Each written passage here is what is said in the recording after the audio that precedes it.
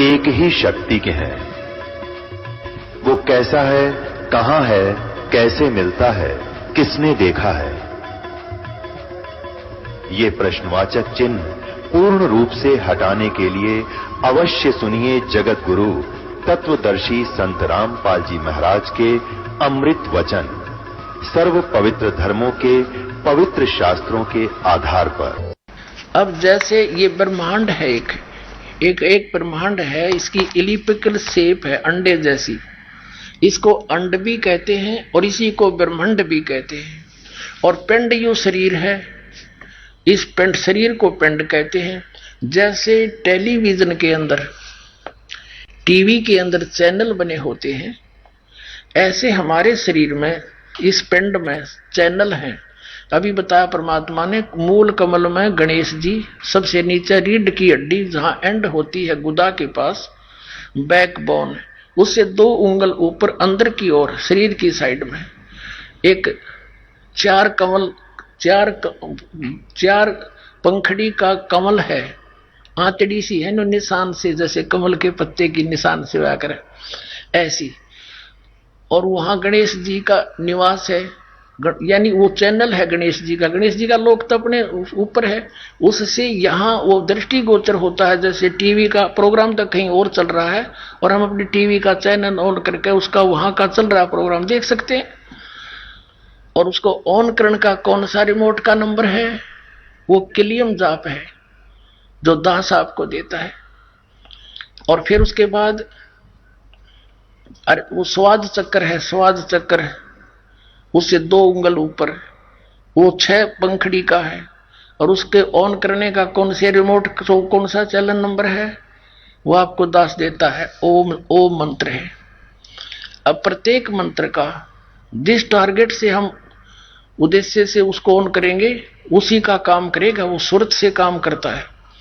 अच्छा, आगे फिर उससे ऊपर नाभि चक्र है, नाभि कमल, उसमें 8 पंखड़ी है और उनके अंदर इस लक्ष्मी और विष्णु जी का चैनल, वहां से जो हो रहा प्रोग्राम वो इसमें देखा जा सकता हमारे शरीर में। और इसका ऑन करने का मंत्र कौन सा है? हरियम जाप, जो आपको दिया जाता है, दास देता है। और फिर हृदय कमल में शंकर और पार्वती का कमल है, वो 12 पंखड़ी का है। उसके ऑन करने का अभी आपको बता दिया था, सारे डिक्लेयर नहीं करूंगा अभी। और फिर कंठ कमल में दुर्गा का है, 16 पंखड़ियों का कमल है, उसका मंत्र भी आपको दिया जाता है। इन 5 मंत्र ये हैं, वो 5 प्रधानों के जो गुरु ग्रंथ साहिब में संकेत है, क्लियर नहीं है वहां पर, लेकिन गरीबदास जी के द्वारा वो क्लियर करा दिया परमात्मा ने। वो क्या कराया था, थोड़ा वो भी संकेत दिखा देता हूं आपको। आप प्रतिदिन पढ़ते हो भक्ति बोध में ब्रह्म वेदी, आपको तो खैर पता है जो उपदेशी हो गए हैं। और ये बहुत पहले ही परमात्मा ने दया बख्श रखी है। ये देखिएगा ब्रह्म वेदी, ये भक्ति बोध के अंदर है, जो आप जी प्रतिदिन आप उपदेशी को दिया जाता है। ये परमात्मा कबीर साहब द्वारा दिया ज्ञान आदरणीय गरीबदास साहब जी के पास है।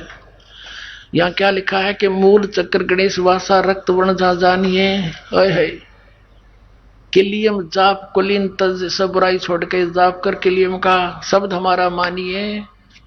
स्वाद चक्र ब्रह्मादि वासा जहाँ सावित्री बरमा रहे, ओम जाप जपन धनसा ज्ञान योग सतगुरु कहे। नाभि कमल विष्णु विशंबर जहाँ लक्ष्मी सुबास है, हरियम जाप जपन धनसा जानत बिरला दास है। कहते इन मंत्रों को कोई बिरला ही जानता है, मैं बता रहा हूँ इसका ऐसे जाप करो। और ये और आगे बहुत से लिखे, सारे नाम दिखाऊं बड़े। तो ये वो 5 मंत्र भी जो गाटा जोड़ रहे नकलियां पाइए, और ये इन्हीं के जो जिनको ये सिरोधार्य मानते हैं, तुलसीदास जी हाथरस वाले, जो श्री शिवदयाल जी के पिताजी और माताजी के गुरुजी थे, उसी से इसने अज्ञान ग्रहण किया। उसके भी ज्ञान को छोड़कर अपनी प्रभुता जमाने के लिए शिवदयाल जी आगरा वाले ने, राधा स्वामी पंथ के प्रवर्तक ने, उनसे भी हटकर अपनी प्रभुता दिखाने के लिए और बकवाद नाम ग्रहण कर लिए। ये तुलसीदास जी क्या कहता है देखिएगा। ये घट रामायण तुलसीदास साहेब हाथरस वाले की भाग 1, सतगुरु हाथरस वाले की भाग 1 उनकी रची हुई और ये कहाँ से छपा है? ये वेलवेडियर प्रिंटिंग प्रेस वर्ष इलाहाबाद से। इसके देखिएगा 27 पृष्ठ पे वेद पिंड और ब्रह्मांड का 27 पे, अंतर गुफा ता चल जाऊं ता साहिब के दर्शन पाऊं, पांचों नाम जीव जब भाख्या, छठवां नाम गुप्त कर रख्या। अब छठा नाम नहीं बताया यहाँ पर, 5 नाम तो बोल दिए, सुना दिए। कहते पांचों नाम काल के जानो, ओंकार और ओंकार ज्योति निरंजन, ये पांचों काल के नाम है। ओंकार भी काल का, निरंकार भी काल का, और ज्योति निरंजन तो सीधा काल से ये जब पन लाग रहे रोज उसने तरह के जब है। पांचों नाम काल के जानो, तब दानी मन शंका आनो, निर्गुण निराकार निर्वाणी धर्मराय यो 5 बखानी, जीव नाम निज कहे बिचारी, जान बुझ दानी झक मारी। जीव ने जब निज नाम कहा तब समझ में आया को हो तो और नाम है। यहां देखो, दानी सुनो विधि बात हमारी, अस चल जाऊं पुरुष दरबारी, सुरत नृत ले लोक सिधाऊं, आदि नाम ले काल गिराऊं। ये उन 5 नामों से अलग है आदि नाम, जिसको सार नाम कहते हैं। परमात्मा ने कहा था धर्मदास मोरी लाख दुहाई, ये सार नाम की तबार न जाई, सार नाम बार जो पढ़ी, ये बिचली पीढ़ी हंसनी तेरही। ये और इस सतनाम को भी गुप्त रखने को कहा था। आगे देखो, सुरत नृत ले लोक से दाऊं, आदि नाम ले काल गिराऊं, सत नाम ले जीव उभारी, अस चल जाऊं पुरुष दरबारी। अब ये सतनाम लेकर के आदि नाम और सतनाम, ये 2 मंत्र जो है उस 5 नामों से न्यारे हैं, काल के वो 5 नामों से अलग हैं। इनसे मोक्ष होगा। सतनाम ले जीव उभारी, अस चल जाऊं पुरुष दरबारी, और आदि नाम ले काल गिराऊं, इससे काल डरता है सार नाम से, और इससे जीव का उभारा होता है। फिर ये सार नाम उसको दिया जाता है जब जीव का मोक्ष होता है। अपने आत्माओं, अब ये सतनाम, ये सतनाम कौन सा? 2 अक्षर का। और ये सतनाम क्या बताते हैं नकली, थोड़ी सी झलक और देख लो, क्योंकि पुण्यात्माओं आप तक ये ज्ञान पहुंचा नहीं। अब इतना ज्ञान है पुण्यात्माओं, दास ये सोचा है एक के दिन में गणाए बता दूं, पर ये तो कई दिन में सिलेबस समाप्त होगा। वो सतनाम तो फिर बताऊंगा, पहले इनकी और थोड़ी सी पोल खोलूं। वो तो कई बार बता दिया सतनाम के, बताओ सतलोक भी वही, सतनाम भी वही। अब हम फिर आते हैं वही, ये संत मत प्रकाश भाग 1 पर, इसके परमात्मा की वाणी पढ़ रही थी हम पृष्ठ 17 पर। अब यहां से हमने शुरुआत की थी तो हम आगे चल पड़े। यहां से शुरुआत करते करते हमारे थे करने नो दीदार महल में प्यारा है, ये कबीर साहब की वाणी है। ये मंत्र सारे हम आपको बता चुके हैं। फिर आगे त्रिवेणी के संत समाओ, चंद सूर्य का घर लाओ, सुषमन से ती ध्यान लगाओ, ये श्वास के सिमरण की ओर संकेत है। अब ये सारा कुछ परमात्मा ने बता दिया। घंटा संग सुनो द्वंदोई, सेंस कमल 10 जगमग होई, तामद करता नरखो सोई, बंगनाल 10 पारा है। सतनाम सुन भागे सारे, वो 2 अक्षर का मंत्र सुनकर डाकनी साकनी बहु के लकारे, जम संग कर धर्म दूप अंकारे। सतनाम सुन भागे सारे, जब सतगुरु नाम उचारा है। सतनाम जो सतगुरु से मिला हुआ सच्चा नाम जब उच्चारण किया सारे भाग्य। अब आगे चलो, हम अपने मतलब की बात देखेंगे इसमें। अब हम यहाँ आ जाते हैं आगे, इसने सारा कुछ बता दिया आगे क्या क्या है। और यहाँ आगे हम 16 भानु हंस को रूपा, और बिना सतधुन बजे अनूपा, हंस करत संवर सिर भूपा, सतपुरुष दरबारा है। यहाँ देखो नीचे तय 88 दीप रचाए, और हीरे पन्ने लाल जड़ाए, मुरली बजत अखंड सदाए, तहां सोहम झनकारा है। सोहम हद तजी जब भाई, सतलोक की हद पुन आई, और उठत सुगंध महा अधिकाई, जाको वार न पारा है। अब देखो यहां पर आगे 16 भानु हंस को रूपा, जब सतलोक में पहुंच गए, यहां बताया है कि सो हम हंस तजी, जब भाई सतलोक की हद पुनाई, जब सतलोक में जीवात्मा पहुंच जाती है तो उसका 16 सूर्य जितना तेज बन जाता उसके रूप का। 16 भानु हंस को रूपा, 16 माने 16, भानु माने सूर्य, हंस माने उस पुण्यात्मा जो यहाँ से स्वच्छ होकर के भक्ति करके ऊपर जाता है सतलोक में। और बिना सतधुन बजे अनुपा, ये 25 में कड़ी है। हंस करत चंवर सिर भूपा, सत पुरुष दरबारा है। ओए होए। अब देखो कहते हैं जब वो सतलोक में पहुंच जाती आत्मा, उसका 16 सूर्य जितना रूप बन जाता है। और वहां पर एक बिना सतधुन, वह धुन वहां बज रही है। तो सतलोक में वो धुन, बिना सतधुन, आगे देखो। और हंस करत चंवर सिर भूपा, सतपुरुष दरबारा है। सतपुरुष भी मनुष्य दृश्य है, उसके ऊपर वहां गया हुआ हंस, वो हंस आत्मा यानी भक्त अपने परमात्मा के सिर पर चंवर करता है। अब इनकी छुरी क्या है अज्ञानियों की, के मोक्ष प्राप्त प्राणी आत्मा ऊपर सतपुरुष में, वहां चेतन ही चेतन है, प्रकाश ही प्रकाश है, भगवान नहीं है, वो तो समुद्र है एक प्रकाश का। और उसमें आत्मा ऐसे मिल जाती है जैसे बूंद समुद्र में। अरे अज्ञानियों, वाणी तले रे परमात्मा कबीर साहिब की, और मन ग्रंथ काल के दूत तो ये तो पहले न बता रहे थे निराकार निराकार, और परमात्मा ने बता रखा वो साकार है, मनुष्य दृश्य है, उसके एक रोमकूप में करोड़ सूर्य मिला दे, करोड़ चंद्रमा, इतना तेज उस परम पिता का। चंवर करते हैं तो समुद्र में लीन होगी बूंद, चंवर किस पर करेगी, वहां भगवान है ही नहीं। तो ये देखो 16 भानु हंस को रूपा, 16 सूर्य जैसा प्रकाश हो जाता है। और बिना सतधुन बजे अनुपा, यह सतधुन असली धुन वहां पर बज रही है। हंसा कर चंवर सिर भूपा, भूप माने उस राजा के, सारी सृष्टि के मालिक भगवान के सिर पर चंवर करता है। और वो सतपुरुष दरबारा है, वो सतपुरुष का दरबार सतलोक सचखंड है। और कोटिन भानु उदय जो होई, एते ही पुन चंद्र खलोई, पुरुष रोम सम एक न होई, ऐसा पुरुष दरबारा है। कहते हैं उस पुरुष माने सतपुरुष परमात्मा के एक रोमकूप में करोड़ सूर्य, कोटिन भानु, कोटि करोड़ सूर्य, और इतने ही फिर चंद चंद्रमा दोनों मिला दे। और पुरुष रोम सम एक ना होई, परमात्मा के एक रोमकूप की रोशनी के बराबर उनका इन दोनों करोड़ करोड़ सूर्य चंद्रमा का प्रकाश भी सही नहीं, पूरा नहीं होता, फीका रहता है। ऐसा पुरुष दीदारा है, ऐसे परमात्मा का दर्शन है, वो देखा जाता है। ये है वो प्रकाश ही प्रकाश है, और उसमें आत्मा जाकर डूब कर मर जाती है। अरे फूटे बाग तुम्हारे, तो ऐसे गुरु हमारे।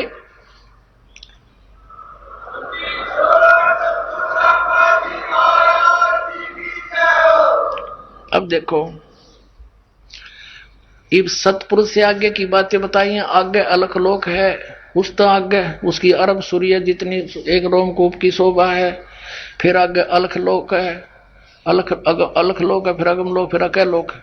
ये सब बता करके फिर क्या बताया है कि काया भेद किया निर्वारा, ये सब रचना पिंड मझारा। परमात्मा क्या बताना चाहते हैं शब्द के माध्यम से, जो ये समझ नहीं सके इनके गुरु लोग। इसमें ये बताया कि ये जो मैंने बताया ये सतलोक के अंदर है, लेकिन इस माया ने, इस दुर्गा ने काल के आदेश से उस सतलोक की झूठी रचना इस पिंड के अंदर कर रखी है, इस ब्रह्मांड में बना रखी है। और इस वह पिंड में दिखा है तुमने, यह सारी काल की रचना जो काल ने नकली बना रखी है वह इस पिंड में दिखा है। हमारा लोक तो इस तो बाहर है। आगे देखो, काया भेद किया निर्वारा, ये सब रचना पिंड मुझारा, पिंड मानियो शरीर, माया अवगत जाल पसारा, सो कारीगर भारा है। आदि माया दुर्गा ने, आदि माया किन्नी चतुराई, और झूठी बाजी पिंड दिखाई। अवगत रचना रची अंडमाही, उस अवगत की ऊपर के लोग जिसकी गति कोई नहीं जानता, उस सतलोक सत अगमलोक अखमलोक अकलोक की रचना रची अंडमाही, इस ब्रह्मांड कहो चाहे अंड कहो, और ता का प्रतिबिंब डारा है। ओहो, आदि माया की नी चतुराई, झूठी बाजी पिंड दिखाई। परमात्मा कहते जो मैंने अभी तक तुम्हारे इस शरीर के में बताया है, इस शरीर में ऐसी ऐसी वस्तुएं बना रखी इस काल ने, और ये है तो वो ओरिजिनल तो सतलोक में, इसने झूठी बना दी इस ब्रह्मांड में। इस ब्रह्मांड से आपका जो से चैनल बना दिए, इसमें इस शरीर के जो चैनल हैं ये केवल आपके इस ब्रह्मांड तक की वस्तुओं को ही दृष्टिगोचर करवा रहे हैं। इससे बाहर सतलोक की इसमें कुछ भी देखने की नहीं है, ना वह धुन है जो वास्तविक धुन सतलोक में है देखना। आदि माया की नी चतुराई, झूठी बाजी पिंड दिखाई, और अविगत रचना रसी अंडमा ही। इस अवगत उस परमात्मा के ऊपर के लोगों की रचना इस अंड ब्रह्मांड में रच दी, और उस सच्ची रचना का प्रतिबिंब यानी नकल यहां पर डाल दी। प्रतिबिंब डारा, ओनली नकल बनाई है। और फिर क्या निर्णय करते हैं, शब्द विहंगम चाल हमारी, कहे कबीर सतगुरु देई तारी। शब्द विहंगम चाल हमारी, जैसे पक्षी उड़कर चला जाता है, तुम्हारी इस यहाँ की जो साधनाएं तुम करते हो, इस शरीर के अंदर खसम खसा रहते हो, इसमें नहीं, हम तो ऐसे जाएंगे जैसे पक्षी उड़कर चला जाता। शब्द विहंगम, विहंगम माने पक्षी, उस हमारे नाम की शक्ति से चाल हमारी, कहे कबीर सतगुरु दी तारी। हमारे सतगुरु ने ये चाबी दे दी जिससे सारा ज्ञान खुल गया, और खुले कपाट शब्द जनकारी। ओहो, अंड पिंड, पिंड अंड के पार सो देश हमारा है। ये कति क्लियर कंसेप्ट कर दिया कि जो तुम शरीर के अंदर देखो हो, ये काया भेद किया निर्वारा, तुम्हारी काया में ये सांग जोड़ रखा है इस झूठी बाजी का शोक। और ये सब रचना पिंड में जा रहा, इस पिंड कहो चाहे शरीर कहो, यानी ये पिंड है, ये शरीर टीवी है, ये ब्रह्मांड है, इसको अंड भी कहते हैं, इसको ब्रह्मांड भी इसी को कहते हैं, क्योंकि इसकी इलिप्टिकल शेप है, अंड आकार है, और यो है एक ब्रह्मांड। उसके अंदर पूरे उस परमात्मा की सारी रचना इस ब्रह्मांड में रच दी उसने, उसका प्रतिबिंब इसमें है। तुम इसमें जख मार रहे हो, इसमें तो है नहीं। अंड और पिंड के पार सो देश हमारा है। आदरणीय गरीबदास साहिब ने कहा है, कोई है रे परले पार का, जो भेद कहे झनकार का। कोई है रे परले पार का, जो भेद कहे झनकार का। असली धुन तो कहते वहां बज रही है सत धुन, या तो नकली धुन है इस काल की, आंख बांध कर कान बंद करके बहरे हो गए। ये तो अंड और पिंड के पार सो देश हमारा है। जो इसमें धुन सुना हुआ सब काल की धुन है। बोलो सतगुरुदेव।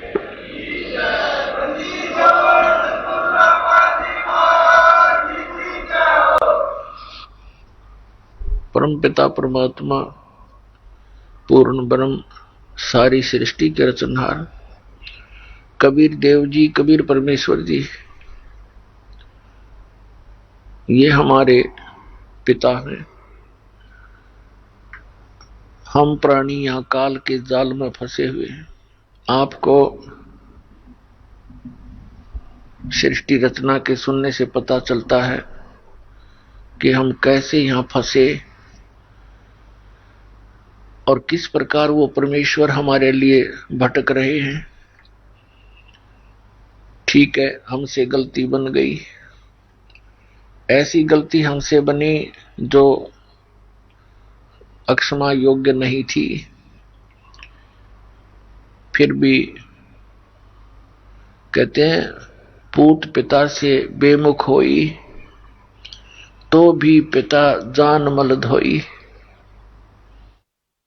यदि पिता से पुत्र विमुख हो जाता है और वो फिर भटक कर धक्के खा के कष्ट उठा करके और पुनः अपने पिता की शरण में आ जाता है, तो सब उसके अवगुणों को जानते हुए भी अपने पिता उनको क्षमा कर देते हैं। तो पुण्यात्माओं, ये हमारे पिता हैं, हमसे गलती हुई और जिस कारण से हम यहाँ इतना कष्ट उठा रहे हैं। पुण्यात्माओं, अभी तक हमें सत्संग प्राप्त नहीं हुआ। हमने कभी जोर देकर सोचा ही नहीं कि ये हमारे साथ ऐसी घटनाएं क्यों घट रही हैं, जन्म होता है, खुशी मनाई जाती है, मृत्यु होता है, हाहाकार मच जाता है।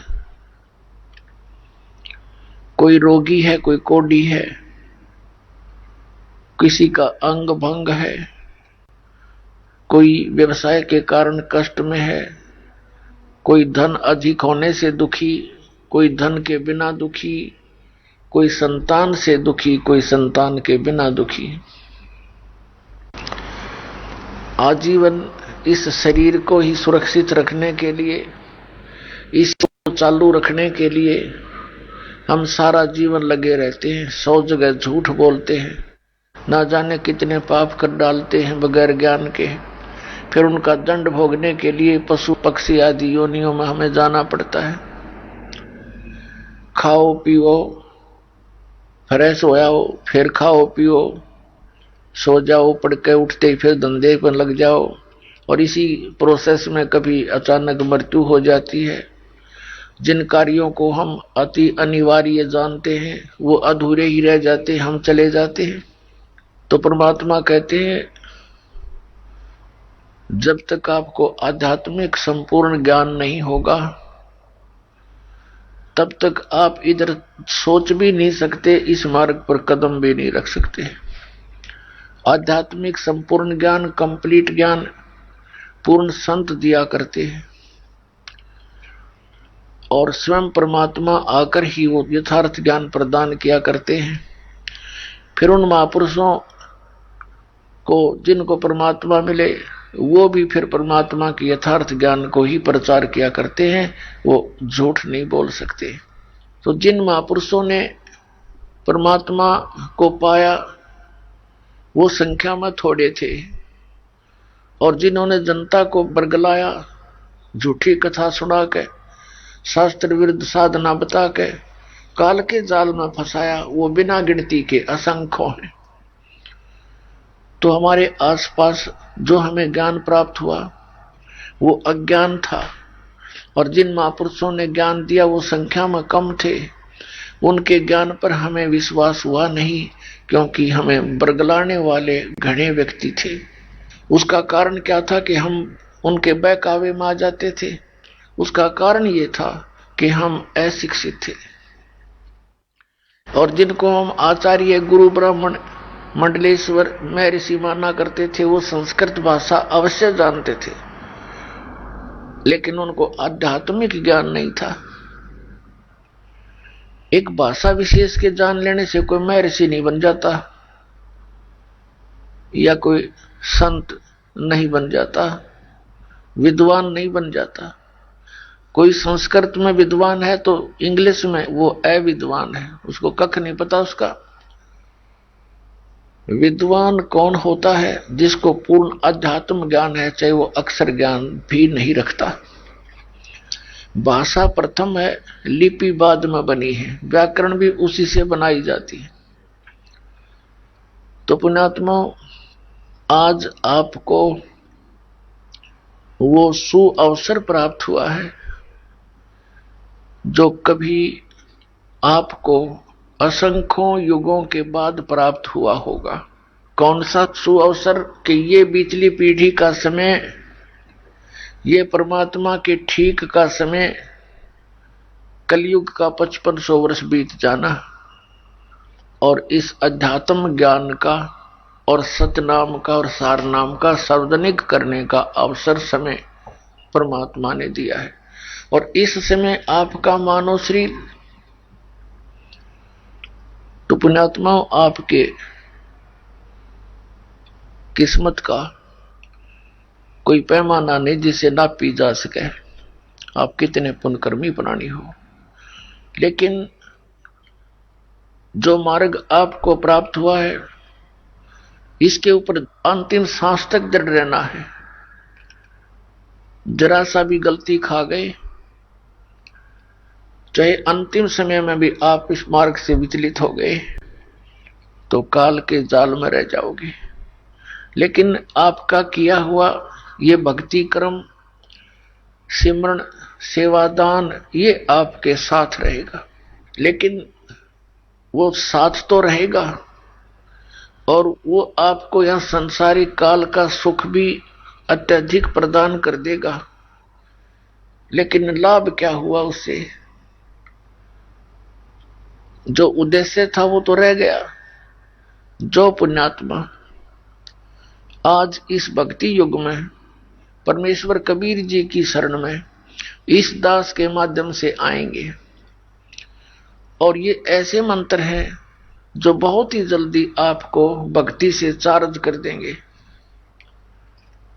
जैसे बैटरी बिल्कुल डेड होगी, यानी डाउन होगी कति, और चार्जर पर लगा दो, स्टार्ट होगी तो घंटे 2 घंटे में वह चार्ज भी हो जाएगी।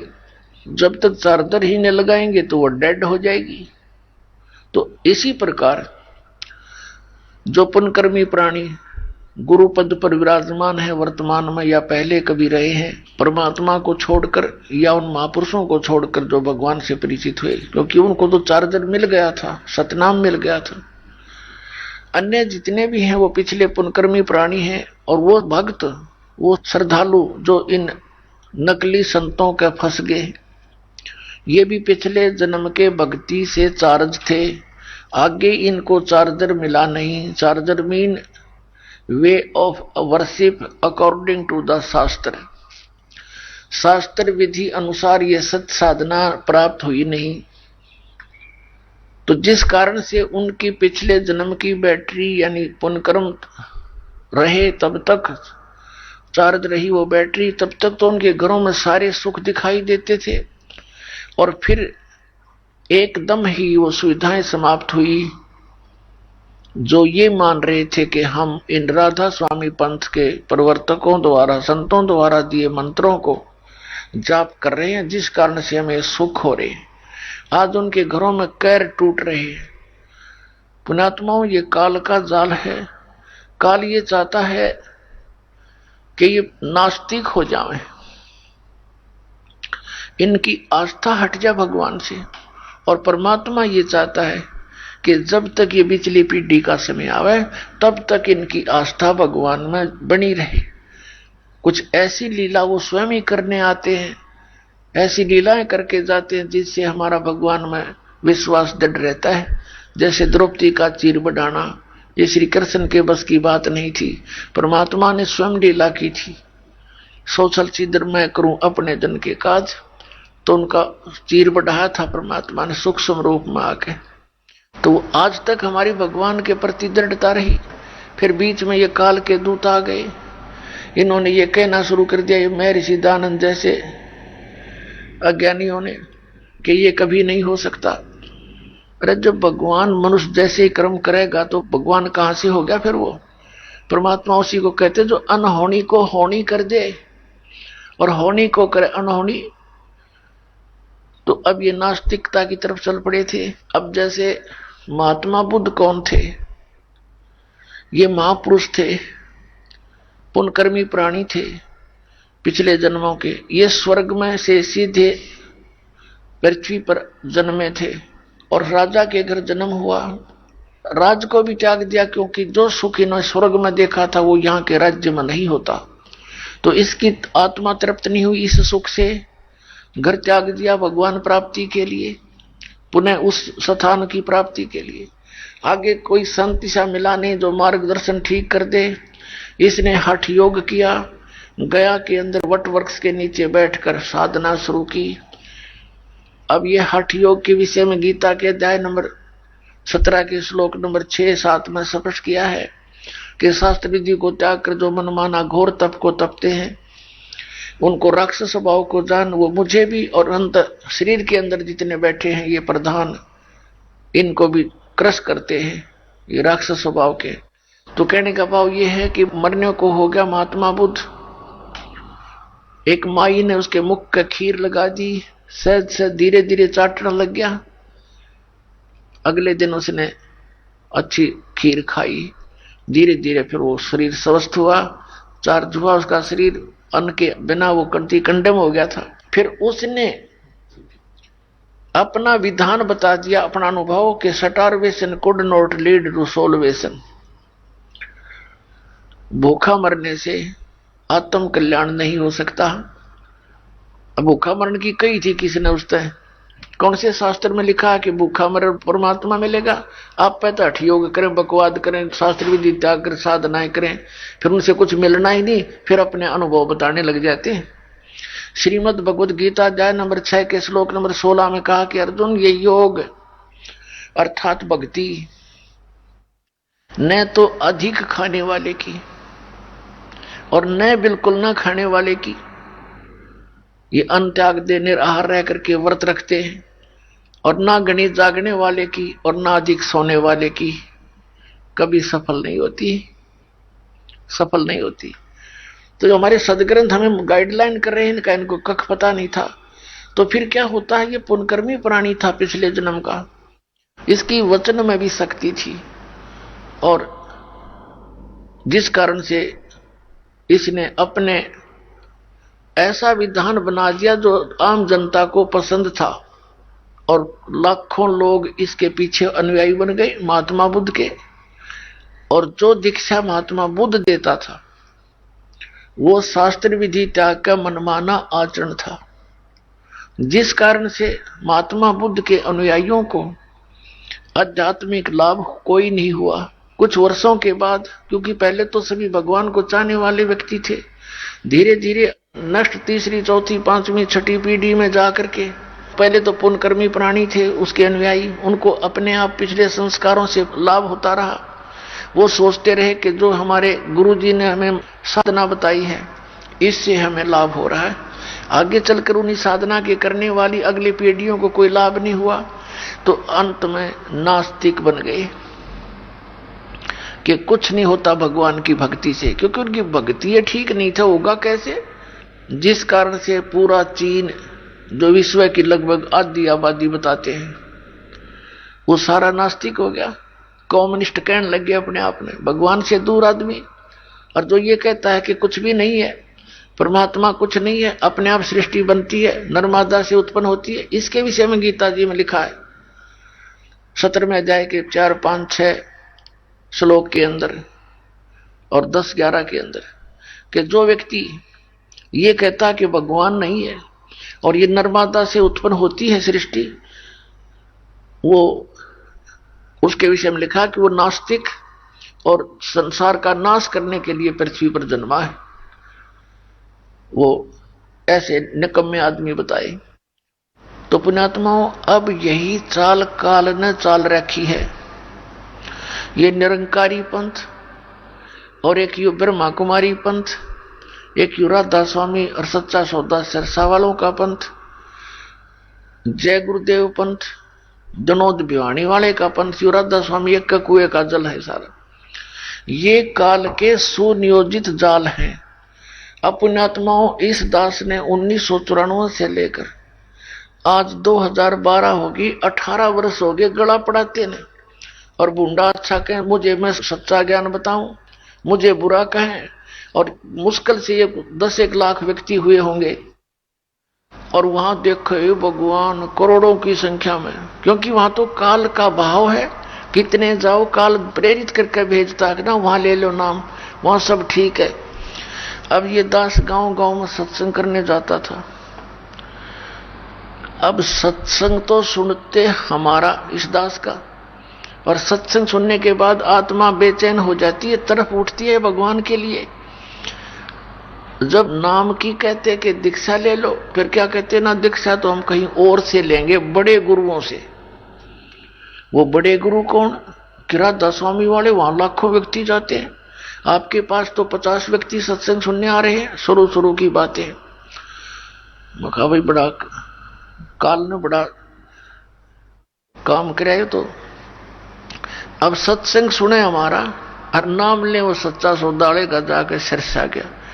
और फिर दूसरा कारण क्या था कि हम सभी बुराई छुड़वाते हैं, बीड़ी, शराब, मांस, तमाकू, हुक्का, सिगरेट और अन्य जो भक्ति बाधक हमारी रीतियां हैं वो भी नहीं हमने करनी। तो वो क्या कहते हैं, भाई बीड़ी तो नहीं छूटा है। कोई कहता है भाई मैंने नाम लेना है, किसी से वो पता लगता है कि ये कोई दूसरे गुरु से उपदेशी है, उसके पास जाकर उसने कहा कि मैंने नाम लेना है लेकिन मैं बीड़ी नहीं छोड़ दूंगा। तो कहते राधा स्वामी वाले और धन धन सतगुरु वाले कहते बीड़ी की कोई बात नहीं, आज तेना नाम दिवा के लाऊं। वो गिल हो लिया, बस बीड़ी छोड़नी नहीं, नाम गुरु जी का ले लिया, मोक्ष हो जाएगा। अब खाक मोक्ष होगा उसका। एक बहन अपनी बहन को नाम दिलाने लाई, उसने बताया कि ये मेरी बहन है। वो उसकी बहन पहले से दीक्षित थी दास से।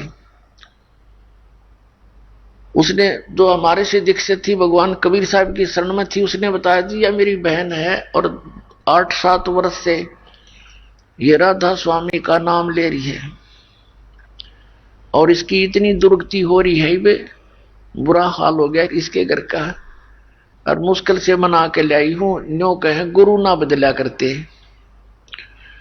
और जो उसके आसपास की जो औरतें थी वो न्यो कहती थी गुरु तो ऐसा बदल लिया, ऐसा खसम बदल लिया।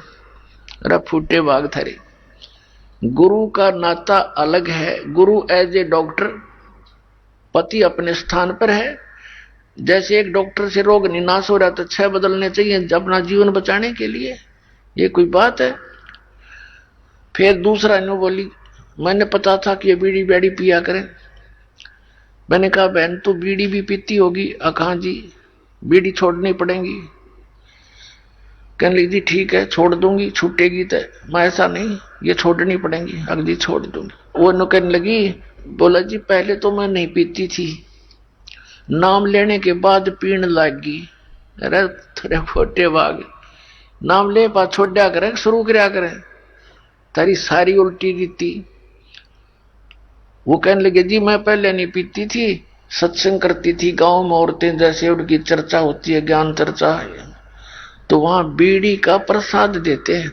एक प्लेट में खोल के बीड़ी अलग अलग और माचिस बीच में एक रख देते हैं और सब ने अनिवार्य होता है प्रसाद पी ले। क्यों शिवदयाल जी भी हुक्का पाड़ा करता, तो इनका हुक्के कोई आंट नहीं तमाकू की। और परमात्मा कहते अमल आहारी आत्मा कदे न पावे पार, भांग तमाकू छोतरा आफू और शराब, कह कबीर कैसे हो बंदगी ये तो करें खराब। अब प्रसंग चल रहा है, हम उसी पर आते हैं। तो वहां से नाम ले आए, क्यों वहां कोई मर्यादा की आवश्यकता नहीं। सारे संसारिक कर्म वैसे ही करते हैं जो एक भक्त को नहीं करने चाहिए। तो कहने का भाव दास का ये है कि ये सभी पंथ काल के चलाए हुए हैं। जैसा आपने पहले भी सुना है कि काल ने कहा था कि कलयुग में जब आप भेजोगे अपना अंश, जैसे परमात्मा ने कहा कि जब 5505 वर्ष कलयुग बीत जाएगा तब ये बात मेरी साची होगी। क्या साची होगी? कि मैं कलयुग में उस 5500 जो वर्ष कलयुग बीत जाएगा अपना अंश भेजूंगा, अपनी प्यारी आत्मा अपना दास भेजूंगा और वो सतनाम देने का अधिकारी होगा।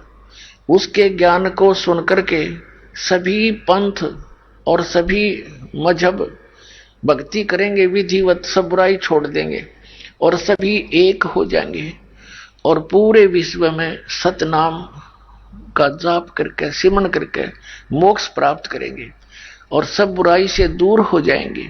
सतयुग जैसा माहौल पूरी पृथ्वी पर इस भक्ति युग में एक बार पुनः फिर होगा।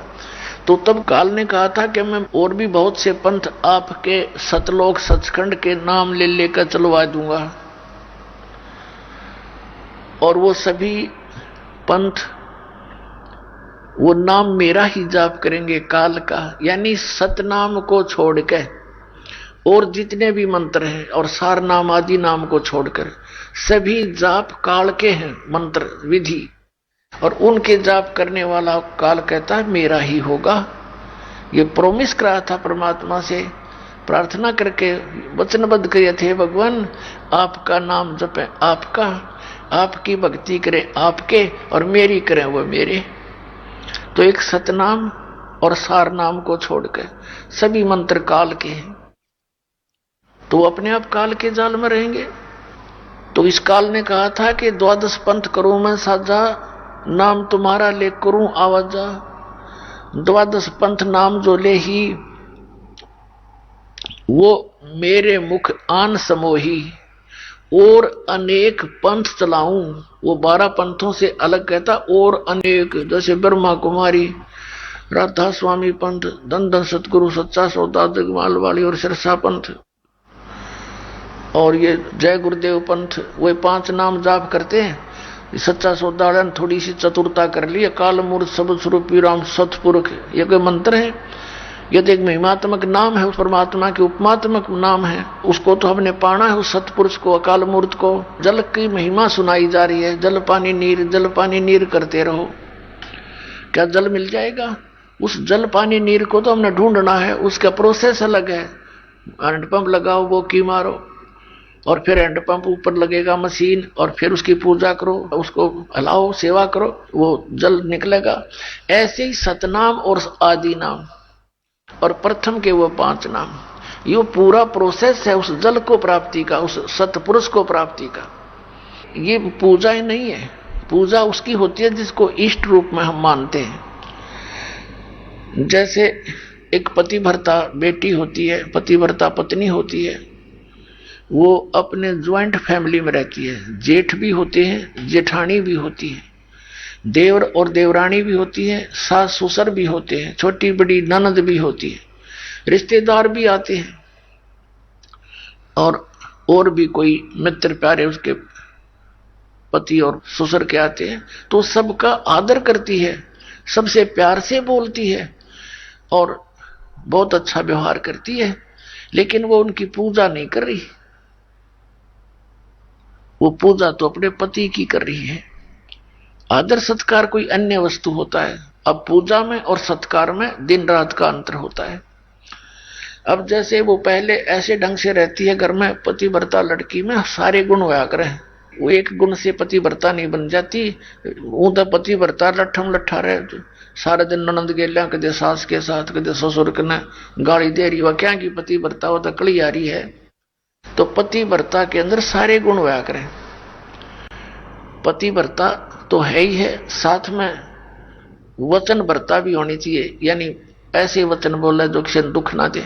तो वो ऐसी लगती है कि जैसे सबको बहुत अच्छा प्यार देती है, सबको अपनी सी लगती है। लेकिन जब वो ज्वाइंट फैमिली अलग होती है, वो ज्वाइंट फैमिली में रहती थी, इकट्ठा परिवार में रहती थी, जब वो भिन्न भिन्न होते हैं तो उससे में देखो पूजा किसकी करती थी, उसके हिस्से में 1 चम्मच भी आई होगी उसको भी नहीं छोड़े, जब बैठा लाओगी कि मेरी है, अपने पति के साथ अपने घर में चली जाएगी जो उसके हिस्से में आए हैं, फिर ना देखो उनकी तरफ जांच कर भी। तो पुण्यात्माओं, हम यहाँ इस पृथ्वी पर रह रहे हैं, हमारा एक ज्वाइंट फैमिली है, उसमें हमारे मुखिया कौन है? ये तीनों देवता, रजगुण ब्रह्मा, सतगुण विष्णु, तमगुण शिव जी, दुर्गा और गणेश, और साथ में ये ब्रह्म। तो हम इनके साथ रह रहे हैं, ये हमारी ज्वाइंट फैमिली है, ये यहाँ के प्रधान हैं। तो यहाँ के प्रधानों से हमें, जब तक हम यहाँ रहेंगे तो सभी सुविधाएं नहीं से प्राप्त होगी हमें।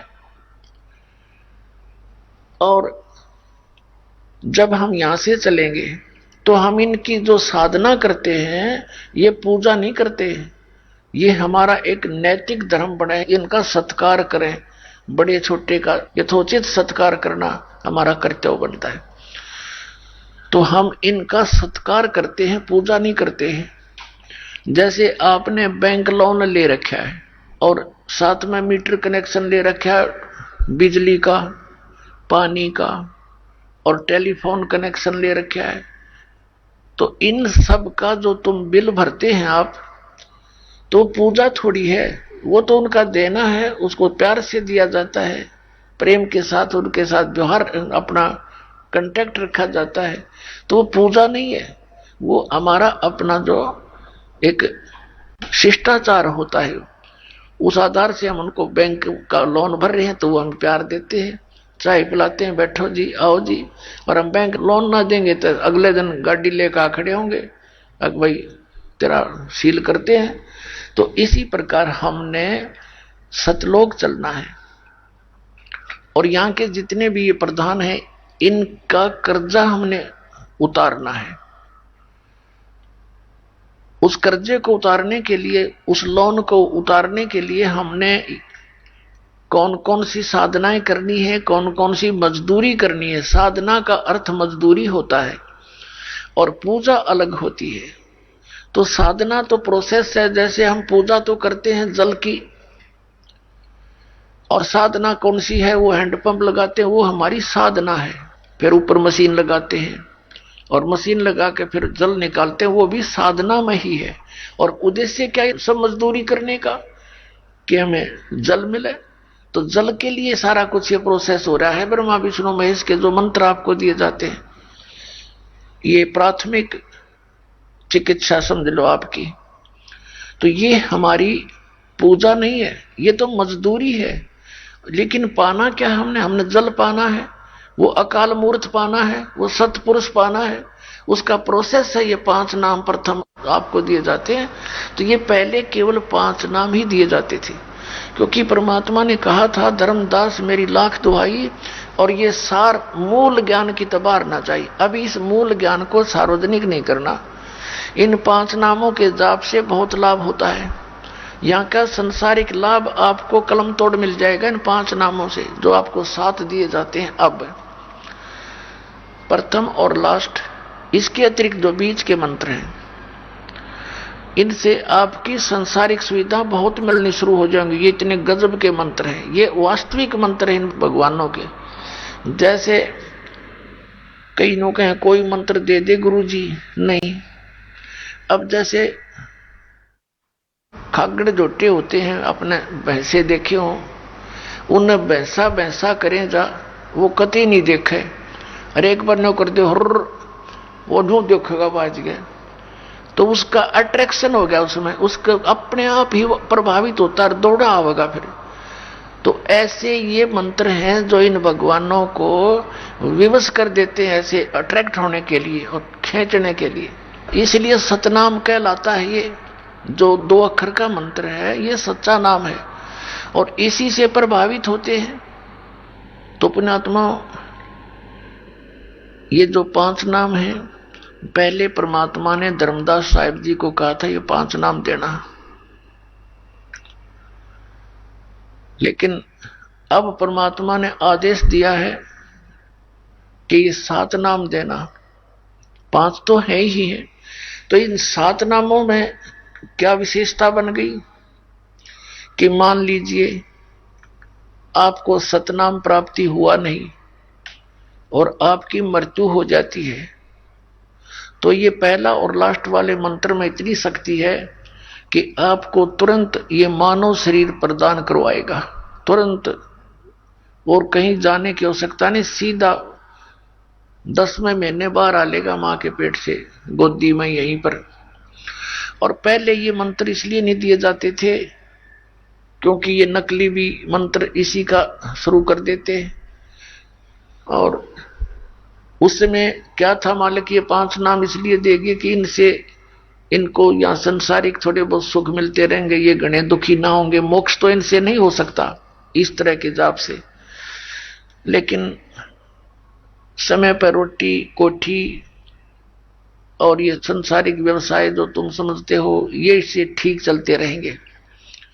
तो इसलिए प्रदान किए जाते थे कि ये इनमें कुछ तो आस्था भगवान की बनी रहेगी, क्योंकि परमात्मा अलग दिखा देता है जो भक्ति करने वाले को कि मुझे आज लाभ भगवान की तरफ से हुआ है। ऐसे था। तो उस समय यदि मनुष्य जीवन शीघ्र भी मिल जाता तो भी कोई लाभ नहीं था, क्योंकि सतनाम और सार नाम देने का वो टाइम नहीं था। अब ये समय आ गया सतनाम और सार नाम देने का। और इसमें वैसे तो मंत्र, ये प्रथम मंत्र लेने के बाद भी आपको काल अटैक नहीं कर सकता, आपकी अकाल मृत्यु नहीं हो सकती। आप दास बार बार कहता है कि ये काल का दाव कैसे लगता है कि हम मर्यादाहीन हो जाते हैं, नाम खंडित कर देते हैं। और जिस समय आपका नाम खंडित हो गया और कुदरती आपके प्रारब्ध का मृत्यु का समय भी निकट आ गया उसी दौरान, तो आप पर अटैक हो जाएगा। कुछ एक ऐसे भक्त हैं जो नाम ले लेते हैं और नाम भी कई बार खंडित कर लिया और वो अभी तक जीवित है, तो अभी उनका वो ठीक का समय ना आया है, वो मृत्यु का समय नहीं होगा, इसलिए दाव लग रहा है। तो पुण्यात्मा, आप जी ने नाम लेने के बाद मर्यादा को सबसे अधिक महत्व देना है। भक्ति से कम भी हो जा लेकिन मर्यादा रहे। जैसे आप जी समुद्री जहाज में बैठ गए, तो जहाज में बैठे हैं, जहाज चल रहा है और उससे नीचे उतरने की चेष्टा करोगे तो डूब कर मर जाओगे। तो कुछ समय के बाद आपकी स्थिति ऐसी हो जाएगी, कैसी? और फिर मर्यादा रखने से लाभ होगा। मर्यादा खंड होने से कितनी हानि होती है। जैसे माता गर्भ को रखे यत्न बनाए, ठेस लगे तो क्षीण होए, ऐसे भक्ति जावे। जैसे माता गर्भ को रखे यत्न बनाए और ठेस लगे तो क्षीण होए, छिन्न हो जा, नष्ट हो जाती है, ऐसे भक्ति जाए।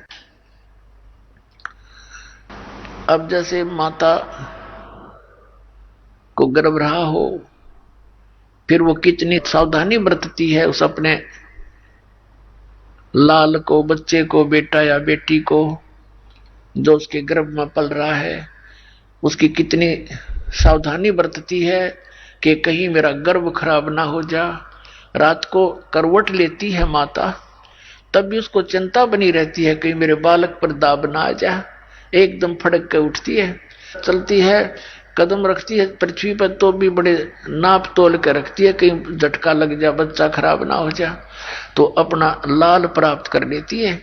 इसी प्रकार जिस दिन आपको उपदेश मिल गया उसी दिन आपके अंदर भक्ति का बीज गिर गया, ये सत्कर मान लेना। धीरे धीरे आप भक्ति की सब क्रियाएं करते रहोगे तो ये भक्ति रूपी लाल आपका अंदर पल रहा है, और इसमें थोड़ी सी मर्यादा हीन हो गए तो ये खंड हो जाएगा, अपने आप अक्षीण हो जाती है भक्ति।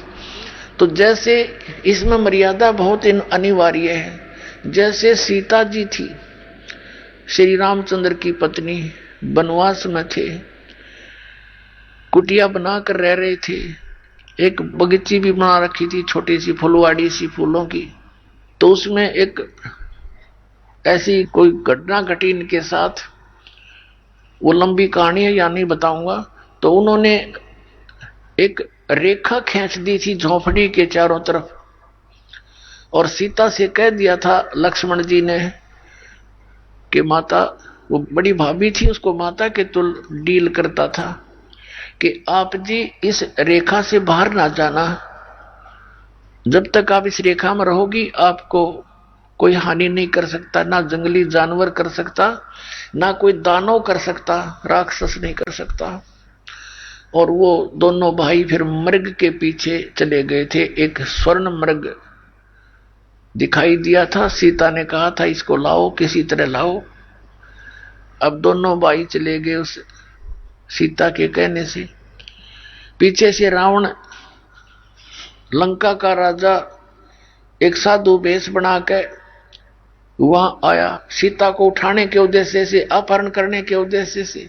आइए अब हम उन श्रद्धालुओं के अनुभव जानते हैं जो जगत गुरु तत्वदर्शी संत रामपाल जी महाराज जी से दीक्षा प्राप्त कर चुके हैं तथा उनके द्वारा बताए गए भक्ति मार्ग पर चल रहे हैं। नमस्कार सर। नमस्कार सर। सर क्या नाम है आपका? प्रेमचंद्र साक्य। प्रेमचंद जी, आप कहाँ से हैं? तहसील अलीगंज, जिला एटा, उत्तर प्रदेश। सर संत रामपाल जी महाराज से कब जुड़े आप? 1 नवंबर 2010 में। संत रामपाल जी महाराज से नाम दीक्षा लेने से पहले क्या आप कोई भक्ति साधना भी करते थे? जो भी संसार में लोक रीत की भक्ति ब्रह्मा विष्णु शंकर की चलती है करता था। और सन 1984 से लेके 2010 तक मैं रामलीला का डायरेक्टर रहा और सीनियर कलाकार भी था।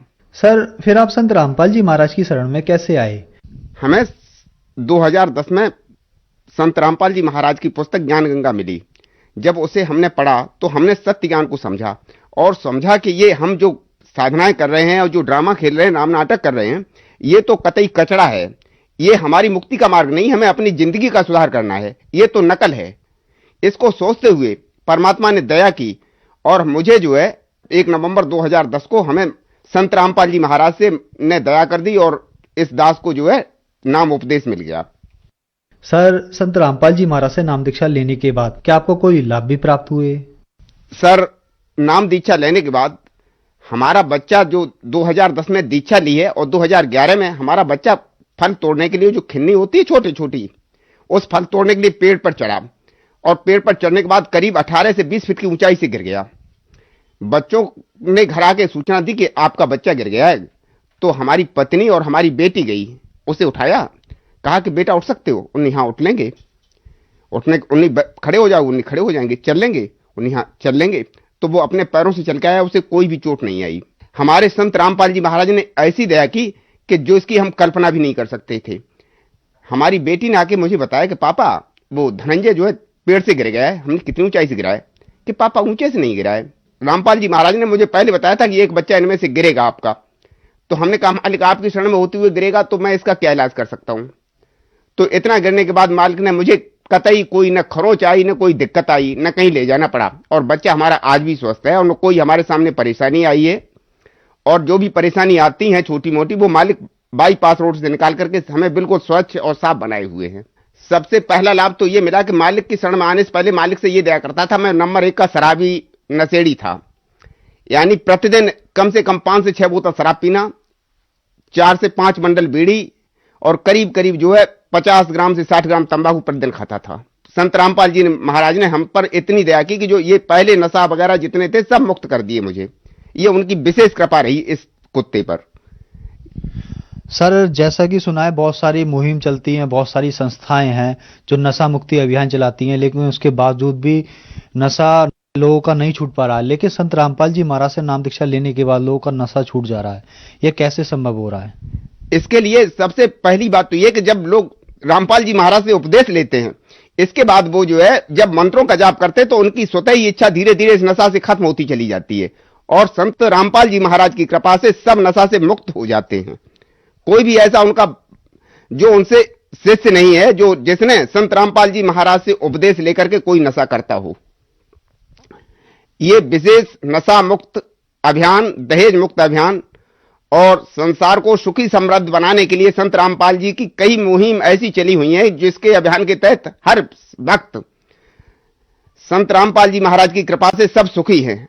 सर, आपके गुरुजी जगत गुरु संत रामपाल जी महाराज ने नशा, दहेज, भ्रष्टाचार मुक्त अभियान चला रखे हैं। अगर कोई दर्शक इन अभियानों से जुड़ना चाहता है तो वह कैसे जुड़ सकता है? उसके लिए उसे जो है सबसे पहले साधना टीवी पर जो पीली पट्टी आती है उस पर नंबर आता है, उस नंबर को देख करके, उस नंबर को देखने के बाद जो उनसे फोन करके वो उनसे नाम दीक्षा ले सकता है और नाम दीक्षा लेने के बाद वो सदभक्ति करेगा तो आराम, उसे गारंटी 100% नहीं 110% गारंटी है कि वो नशा मुक्त हो जाएगा और समाज को स्वच्छ हो जाएगा। सर, जो श्रद्धालु आज आपको देख रहे हैं, आप उन्हें क्या कहना चाहेंगे? हमारा उन सभी भाइयों से अनुरोध है कि समाज को साफ, स्वच्छ और दुनिया में होने वाली लूट मार, चोरी, डकैती जैसे बुराइयों से बचने के लिए संत रामपाल जी महाराज की शरण ग्रहण करके सदभक्ति करो, जो कि शास्त्रों पर आधारित है। शास्त्र आधार पर भक्ति करने से सभी सुख होते हैं और सभी समाज से उत्पन्न बुराइयां खत्म हो जाती हैं, मन में पैदा हुए विकार अपने आप स्वतः खत्म हो जाते हैं। इसलिए संत रामपाल जी महाराज से नाम उपदेश लेकर और सदभक्ति करना बहुत अनिवार्य है। धन्यवाद सर। सत साहिब।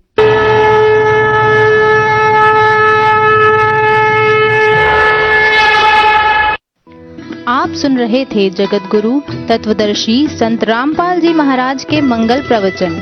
अधिक जानकारी के लिए संपर्क करें 8222 8